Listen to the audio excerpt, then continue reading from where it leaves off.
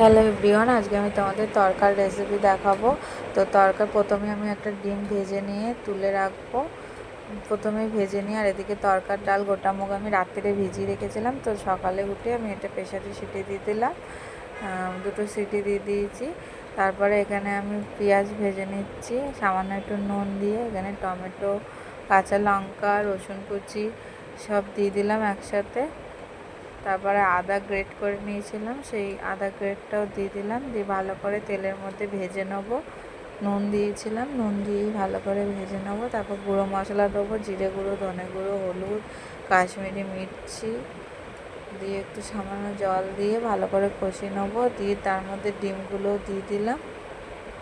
তারপর এখানে আমি তরকার মশলা দিলাম, একটু সামান্য চিনি দিলাম, দিয়ে ভালো করে কষিয়ে নেবো।